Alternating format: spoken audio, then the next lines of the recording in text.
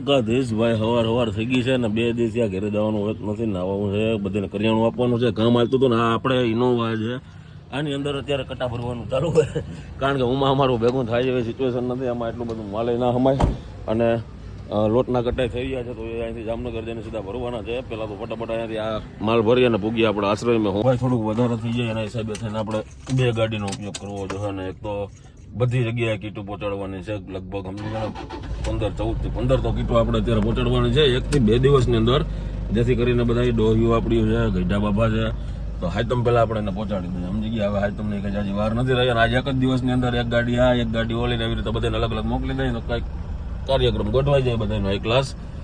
અને આમાં પાછા આપણે લોટના કટ્ટા ભરવાના છે, થઈ રહ્યા છે, તો આપણે સીધા નીકળીએ અહીંયાથી.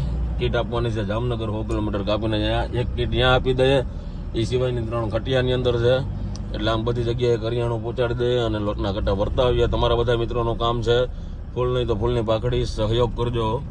અને તમારી આજુબાજુની અંદર વિસ્તારમાં ક્યાંય પણ કોઈ એવા વૃદ્ધ તમને જોવા મળે છે નિરાધાર છે તો અમારો કોન્ટેક્ટ કરજો ભાઈ. ભાઈ આ બધો સામાન અમે રાખી દીધો છે, ભાણેજ આવી ગયો છે, શું છે ભૂદેવ કેમ છે, સારું ને? હજી અમે 2 મિત્રો અહીંયા જ સૂતા હતા બંગલામાં 2 દિવસ ત્યાં, અને હમણાં પાણીની મોટર આવી જાય એટલે તું ફટાફટ એ કામ પતાવી લે. એમાં કેબલ નળી ટાટર હું લેવાનું છે એ બધું ભાવ કઢાવીને પાછો મને ફોન કરી દે, ત્યાં તો હું લોટ લેતો આવું અને કરિયાણું પુગાડતો આવું. ઓકે ભૂદેવ? હા. અને ભાઈ તમારા બધાનું કામ છે વિડીયોને શેર કરવાનું તો શેર કરી દેજો, જે કાંઈ થાય થોડો ઘણો સપોર્ટ કરજો. હાલો મળીએ આપણે પાર્ટ 2 ની અંદર.